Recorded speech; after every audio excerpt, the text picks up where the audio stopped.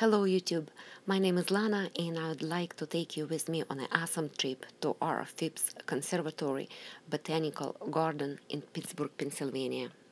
So we can see some tropical plants, orchids, and breathtaking a glass art exhibition.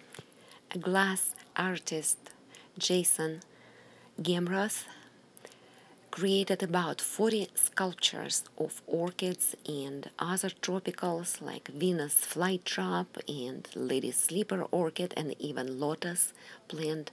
About 40 sculptures are installed in botanical garden.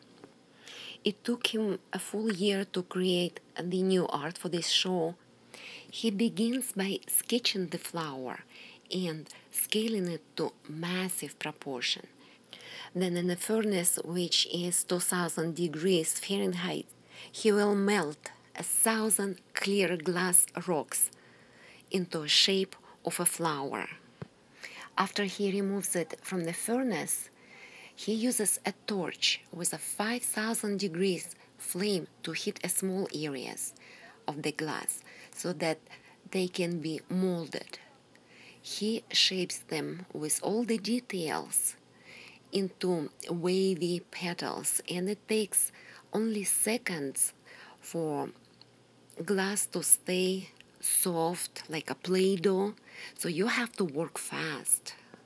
And it is a true art to create those sculptures that close to the nature plants. These abstract sculptures were made by Jason's teacher, Dale Chihuly. He is the founder of Seattle's art school. And now 10 years later, Jason brings those giant orchids to Pittsburgh again. Sculptures are from 6 to 14 feet tall. Just to think about it, how much time it took. Each petal, after it was molded and still a hot piece, Jason will put in a special equipment to cool it down to the room temperature, and it took about 3 days to cool it down. After all those giant petals and orchid lips are done, he will put it together and load it on a truck to bring them from Seattle to Pennsylvania, and they will put that foam to keep it safe on transport. And here they are, gorgeous and alien-like looking. Next room we are going through, and I see a nice yellow big Anthurium blooming here, but actually this room is all about vegetables, all about farming. I never seen a black tomato. Interesting. It's growing big, so people can bring their kids for them to see how vegetables grow, tomatoes, cucumbers, and kids can play here. But to me it looks like it's not very enjoyable for them because it's hot, maybe 95, 92 for sure degrees, and very humid here.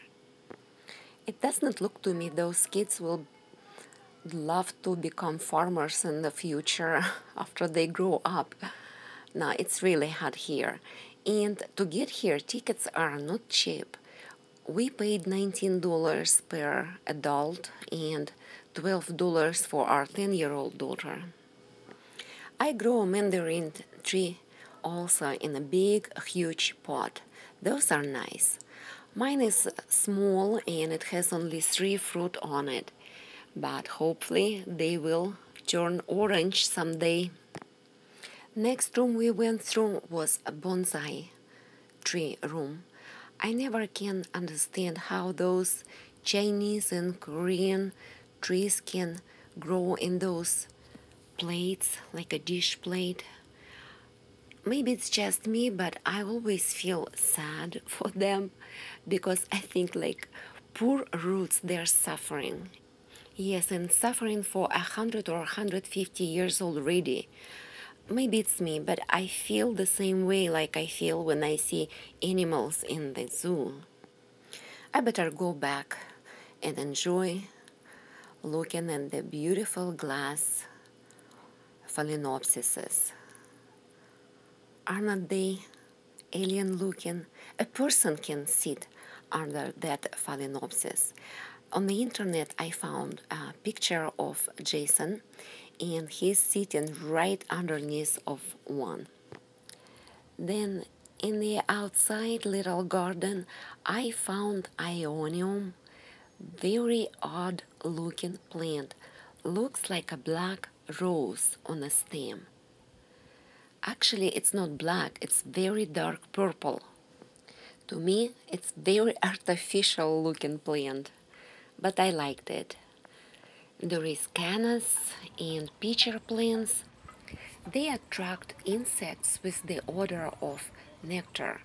Once inside, the insect finds it cannot get a grip on the walls of the pitcher because of flaky wax on the interior surface peels off, and as it struggles to climb up, eventually insect gets eaten.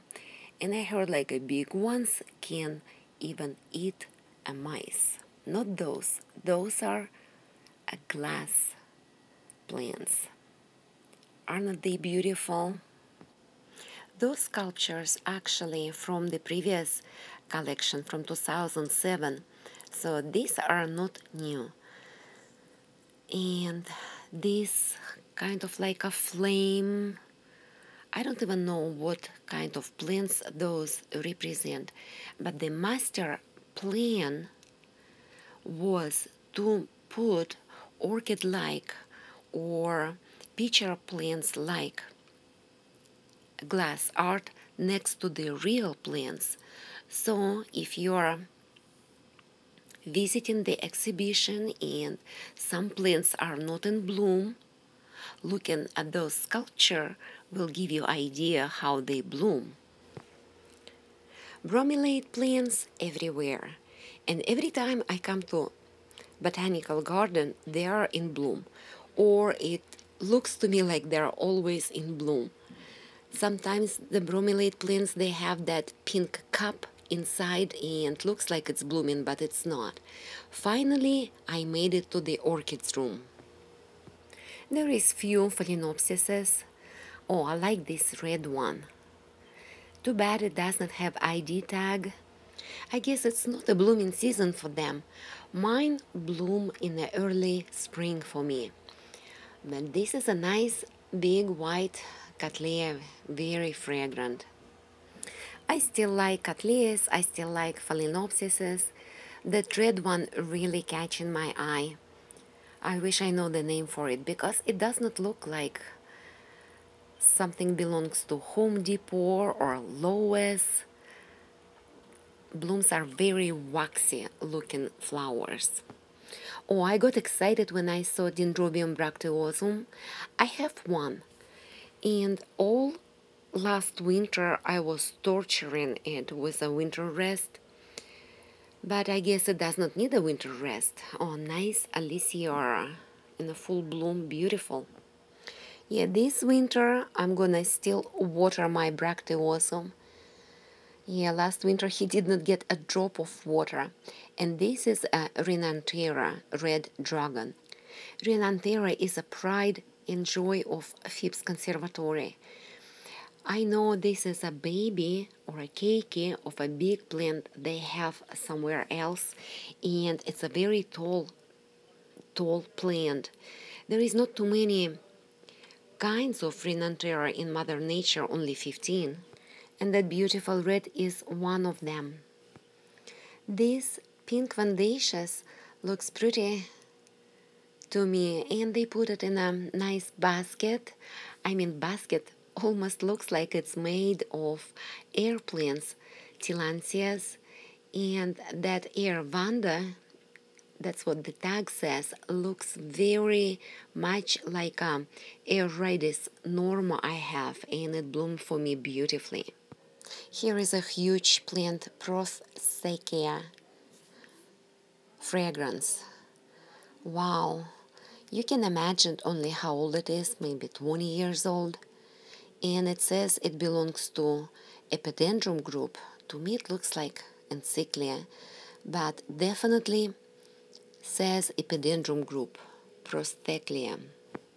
Personally, I'm not a big fan of airplanes, but I could not miss on enjoying looking at that basket made out of wire and covered all over, wrapped in a Spanish moss and filled with those airplanes, and looks like one is even in a bloom, and everything is hanging above a little pond with goldfish. Dendrochilum filiforme actually is a miniature grower with golden yellow flowers on a long pendulous spike, but this one grew into huge specimen. Comes from Philippines and likes intermediate to warm condition. Dendrochilum blooms reminds me of yellow shoelaces. Paphiopedilums, my favorite kind of orchids. I like big flowers. I like a flower to be size of my hand. Last time I was in the botanical garden in spring, and I swear there were way more Paphiopedilums in bloom. That is Saint Swithin, the famous one. I have been in our production house in botanical garden where they grow and keep orchids while they are not in bloom. Oh, what a nice Phragmipedium. So gorgeous. Phragmipedium Gloria Nagel about to open. That's going to be a huge flower. Look at the leaves. The Maudi type leaves, variegated. Wow, look at that. Beautiful Phragmipedium. I have something similar, Glendecker, I think.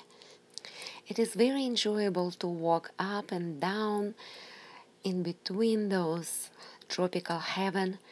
And oh, I see something I know. I have that pink Phalaenopsis.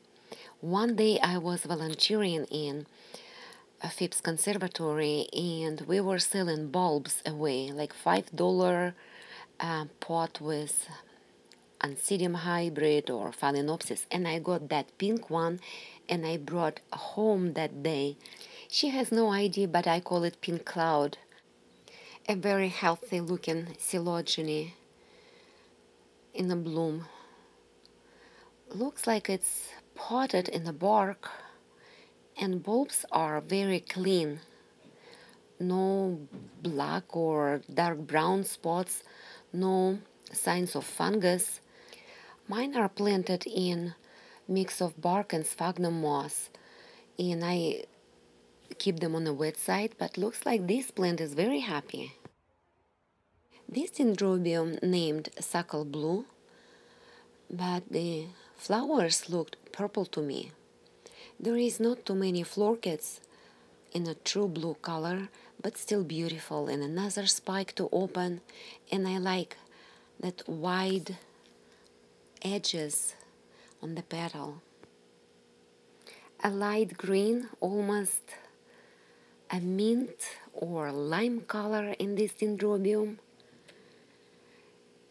potted in a pot with a bark, and pseudobulbs look to me like this one does not need a winter rest at all. Here I can see a few epidendrums, some of them in bloom, some of them done and growing cakeys. And actually, this is Epidendrum radicans. I have two of them. One is yellow, one is pink, and I have them for a year, and they do not bloom for me. Mine is 3, maybe feet tall and fat and no blooms. Spathoglottis purple passion, really bright spot. And a pot it's in, I have one like that. It's made out of wire and wrapped around in moss. I bought it at Michael's. Encyclia kennedyi. To me, the name sounds like it's a species. Bulbs don't look the best. I see some signs of fungus probably in the past, but it's blooming. This is an interesting one. Dendrobium with antelope-like petals. Reminds me of New Guinea type dendrobium. They can grow tall, and they are hot growers. And they can talk when you move their lip. Hello. Some Oncidium type orchids. Aliciara with her huge flowers. I never can recognize is it Aliciara or Bialara. They're just gorgeous. I like Oncidiums and their hybrids, and I have maybe 15 or 20. This one, Odontocidium galanter, is spiking for me right now. My next video I'm going to do in English is going to be a video about my own orchids and what is in bloom in July. There is not too many days left. I better hurry up. Phalaenopsis amboinensis is a species, and this one is used in cultivation a lot. They made hybrids with amboinensis and Stewartiana and Bellina phalaenopsis because of its spotted flower.